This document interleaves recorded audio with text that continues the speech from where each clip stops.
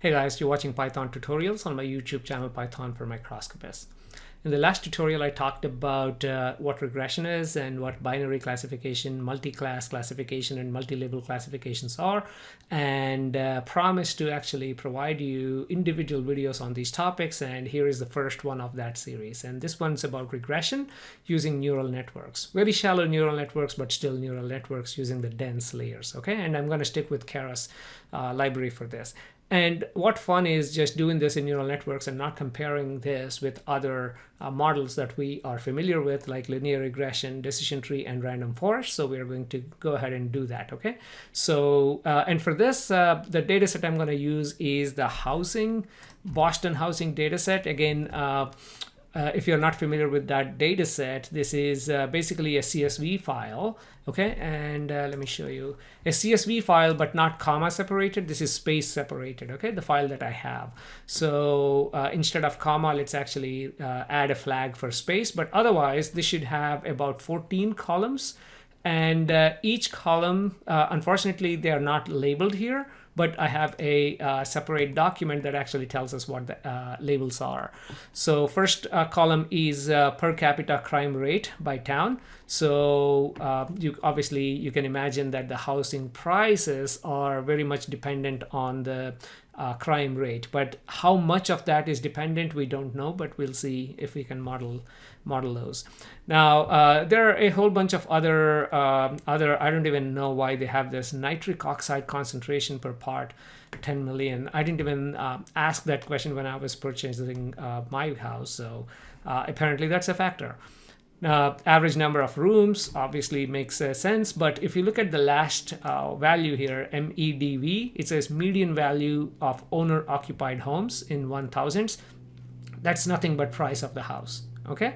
So that's the median price, but the price of the house. So for each entry, this is what we are trying to predict. Yeah, so this is the label in our case. So the first 13 are the features, and the 14 is what we are trying to predict, or what we are trying to use to model our data set so we can predict that in future. Okay, so we can actually rename this to price for intuitive thinking. Okay, so this is the data, and I'll provide this, I'll make this available on my GitHub page, so don't worry about it. Now let's get to the code. As usual, we start by importing the right libraries. Again, I'm not going to type the code right now and waste your time and my time while we do this, but I've written all these lines of code beforehand, so we can just go through this. Okay, I'll make the code available anyway, so don't worry. So let's go ahead and run these lines. And again, as you can see, I'm importing pandas because that's a great library to handle data. And everything else should be very straightforward. And scikit-learn actually has a lot of good tools, especially for traditional machine learning. If you want to do random forest or just trees, or even quantify like the accuracy, like looking at cross-validation scores and so on, it's got like very useful tools. And we are going to, of course, so we are very much used to train, test, and split to actually split our data set into training and testing data sets, right? Okay, so now let's start by loading the data, and I'm using pandas. I'm creating a data frame, okay? And I'm using read CSV from pandas to read my CSV file. And here I added my delimiter as white space and not comma, okay? I just put that as true, and everything else is, we don't have a header, so I put header equals to none. Otherwise it thinks the first row is header, okay? And let's go ahead and run this line so we can see exactly what we have. So if I open this data frame, so here it is. So the data frame is right there. Okay, so we have all the values loaded. Now we don't have the column names, so I took time to actually look at this and then add a an array with all of these values. So when I run this, now we should have a list, basically, not an array. I didn't convert this to a NumPy array or anything. So this is a list with 14 feature names. Yeah, that's what I call this, feature names. And now what do we do after we have this list? Now I'm going to add these list as the column names, right? So the way we do that is our data frame dot columns. Okay, again, please watch my pandas tutorial if you want to know more about this. So now it's printing this. I can open my data frame again. Now you see how you have all the columns up there, column names, including our median value. Okay, so our data is ready basically, except like I mentioned, I don't like the name MEDV, so I'm going to replace that by putting price there. Again, I try to include a couple sub tutorials as part of master tutorial. So here is a small tutorial about how to handle data in pandas. Anyway, so let's go ahead and run these, and let's also describe our data. You know what describe actually does? You can see from the output here. Okay, so describe provides a quick view of all the statistics. So you can see that, okay, for my price, there are 506. All of these should be 506, right? Because there are 506 data points. But my mean is 22, my standard deviation, and all that stuff. So this gives a great snapshot of how the data looks like. Okay, now let's get back to the code. So now we have that. Now let's define our features and the label, what we're trying to predict. Okay, the features are every column except for the price. Price is not a feature. Price is what we are trying to predict. So let's drop the price, and axis equals to 1 means the column. Okay, so let's run this, and now you should see an X where you have everything except for our price. Okay, now our Y is exactly opposite. Our Y is basically the price column. Okay, so this is our Y. So if I open my Y, you'll see that, okay, this is a price with all the price. That's it.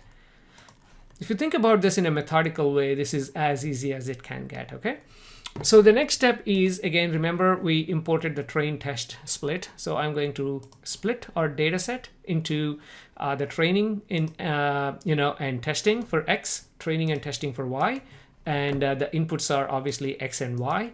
And the test size is 0.2. That means 20% of the data will be assigned to the test. And I fixed random state equals to 20. That means every time I run the code, I get the same split. So I can compare the results if I'm doing some experiments with this data. Okay, so let's go ahead and run this line. So there you go. So now we have our X test, X train, and out of all 506 data points, 404 belong to our training data set, and 102 belongs to our testing data set. Okay, so we're all set to actually go in, but one thing, if you have watched again the last 3-4 tutorials, I did talk about scaling the data. If you look at this data, if you look at this, some of these have a mean of 3.6, some have a mean of 11.3, some have a mean of 22, and if you look at others, the values range quite a bit. So when you're trying to model this, then the model can be a bit biased towards the heavy high numbers. So to bring everything to the same level, we have to normalize them. You can either divide every one of these value by the maximum value within that specific category, or scikit-learn preprocessing has something called standard scaler. You can use this to scale all the values to certain numbers. So that's what the standard scaler actually does. Okay, so here I'm doing the xtrain and xtest scaling. So when I run this, let's go ahead and run these. And if I actually open my, let's say, xtest scaled, now you see all my values. Now let's just open xtest. So on the right hand side, unscaled. So you have values 15, 19, and so on. On the left hand side, these are all scaled. Again, these are not scaled to between 0 to 1. This is a different way of scaling by using standard scaler. Again, please look at the documentation for scikit-learn preprocessing standard scaler to see exactly what they're trying to do. Okay, but either way, the whole point of this exercise is to scale the values to bring everything into one normalized space or one scaled space. Now here we are getting into defining our neural network, and again, because all of my values are one-dimensional, this is not a two-dimensional image. If I have images, then I like to add convolutional layers. Okay, that's because it really helps to have the context of or leverage the 2D arrangement of the pixels. For one-dimensional convolutions, usually they don't matter much. So I'm going to only use the dense layers as part of our neural network. Again, I hope you know what I'm talking about. In neural network, you have convolutional layers, you have dense layers, right? So the convolutional layers are very useful for image processing type of applications. Even for others, they are definitely useful, but dense layers is where you have these dense connectivity, hence they're called dense layers. Again, please watch my earlier videos on the topic. So I'm using two dense layers that are hidden. One is with 128 nodes, 64, and our input dimensions is 13, right? We had 14 initially. One is assigned for our label, so we have 13. And I'm going to use ReLU activation, which is fine. Again, try different activations, okay? I'm going to use ReLU, but you can try like your sigmoid or some other activations to see how it affects the model. Now, the final output layer, again, the dense layer, of course, it has to be a value of 1, right? Because we have only one output, which is what is the final value, okay, after it goes through all of these dense layers. So this is the output, and again, this number has to equal to the number of outputs that you're trying to predict, in this case only 1. And my activation, I'm going to use linear. Again, this is something you can try using your own. Finally, I'm compiling the model using what loss function? Mean squared error function. Again, for regression type of problems, mean squared error works great. And optimizer, I'm using Adam optimizer. Again, you can try different optimizers, but Adam is okay. And what metrics am I going to keep track of as I'm training this model? Mean absolute error. So I can plot it later, okay? So this is, again, not crucial, but this is something useful. And we can define our model.summary. So let's go ahead and run these lines so you can see exactly what the summary is. So I have here 1,792 parameters that it learns at this point, and then 8256, so total 10,113 parameters. And finally, it gives me an output of 1, okay? Hopefully that's not new to you guys. And now let's go ahead and model.fit. We are here fitting the model on what? On our X trained training data set that is scaled, and Y train, okay? This invalidation split is 0.2, okay? And epochs is 100. So let's go ahead and train. So this should be pretty quick because this is just a couple of dense layers with very minimal amount of data. So you can see our mean absolute error jumping up and down over there. But let's look at the final curve to see how it actually looks like. So now let's go ahead and plot these. What are we plotting? The loss and validation loss and mean absolute error. Remember, we are tracking the mean absolute error. That's the reason we can actually plot those. And let's do that both for training and testing data sets. So let's run these lines. I always have these two in all of my code, any neural networks or even otherwise. I have these so I can actually see how fast the learning goes. Again, this is, I think, a pretty simple, straightforward problem. So as you can see, it converges pretty fast. I don't even need 100 of these epochs. Maybe even 20 is more than enough, okay? So this is our training loss, and this is our training and validation mean absolute error, okay? And am I printing out anything else? Let's go ahead and print a few. Let's actually predict on some test data. So here what I'm doing is taking the X train instead of model.predict on train. I could have actually selected test, not train, but that's okay. Let's in fact, let's change that X test and Y test, okay? So I'm actually grabbing the first 5 entries from the testing data set, and then from in X and Y, and I'm just doing the predictions on those. So let's go ahead and run these to see how the predicted values are. So the predicted value for the first one, 18.37, the real value is 21.2. Next one, 20.18, 20.6. 19.8, 21.5, 20.4, 21, 13.07, 13.4. Not bad, actually. That's pretty close. Okay, so as you can see, this is what regression is. You're actually predicting the actual value down to a decimal point, but obviously it depends on the accuracy whether that decimal is needed or not. So that is how you do this with neural networks, but let's actually compare this with other models. And what metrics shall we use to compare with other models? The easiest one is mean squared error and mean absolute error. Let's actually print out these two. Okay, so and because we already have this neural network model, the way you do that is model.evaluate. When you run that on your test data set, it automatically gives you 2 outputs, which is one is MSE and the other one is MAE, mean squared error and mean absolute error. So let's run this and have a quick look at this number. Okay, so here. So the error from neural network, mean squared error, is 14.95 and mean absolute error is 2.88.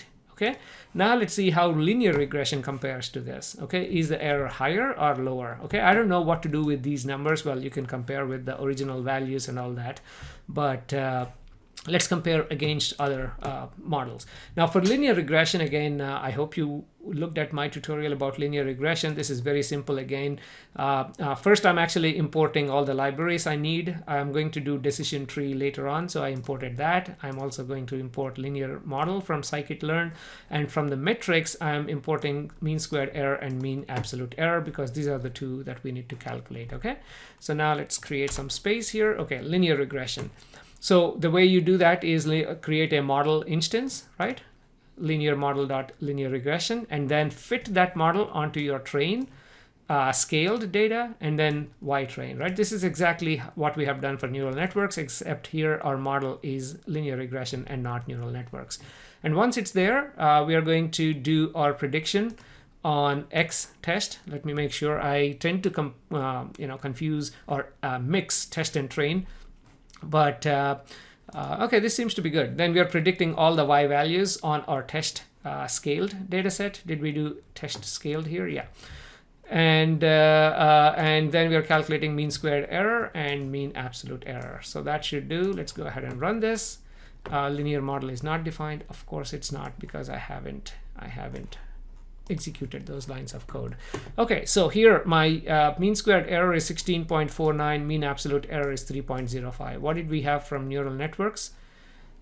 We had values of 14.95, 2.88. So this is not as good as neural networks. Typically, neural networks works very well. The only thing from traditional machine learning point of view that I absolutely love is random forest. I think in most cases it beats neural network because we can do some feature engineering with that. But let's not get into that discussion for now. So now let's actually look at decision tree. Again, this is not random forest, but a regular decision tree, one decision tree, right? This is not a forest, a decision tree. Let's go ahead and run this. Again, very similar to linear regression, except I'm creating an instance for decision tree regressor and then applying that and then calculating these, okay? Mean squared error and mean absolute error. Okay, so what did we get? This is worse than linear regression. So now we have 18.68 and 3.08, okay? And with our neural networks, we got 14 and 2 point something.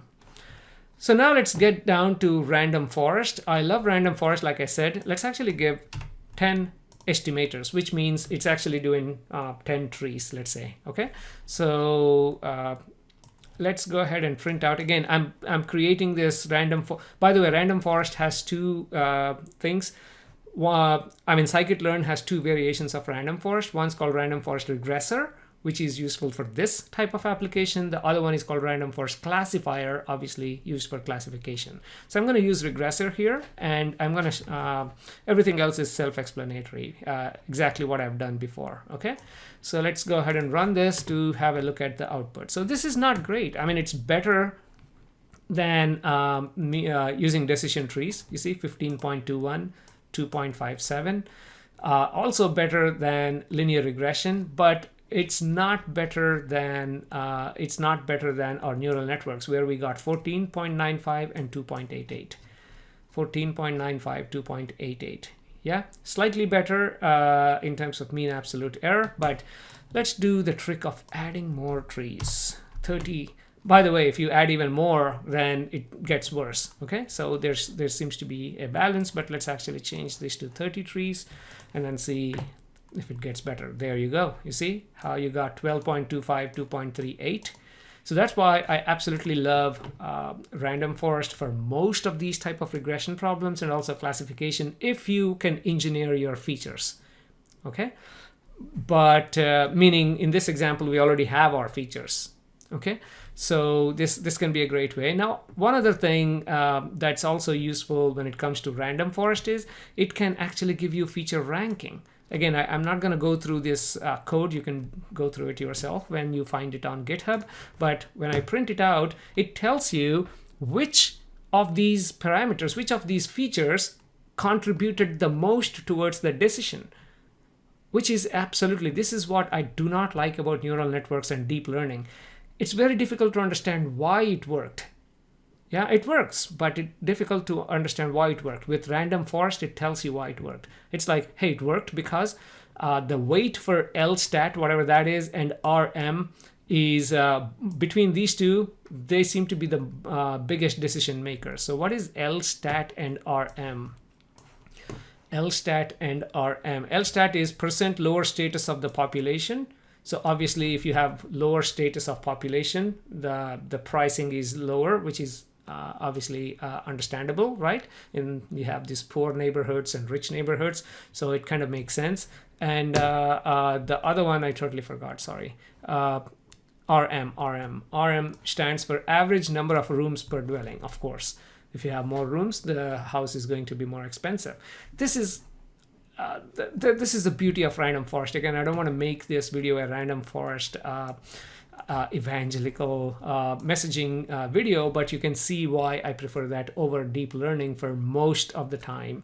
Deep learning is great, if you have a lot of data and challenging problems, but for something that's straightforward and simple, give random forest a try. But this is how you do things with, this is what regression is, whether you end up using neural networks or random forest, but regression is predicting a value, a specific value, and not categorizing it. In the next tutorial, let's actually start looking at classification and labeling problems, okay?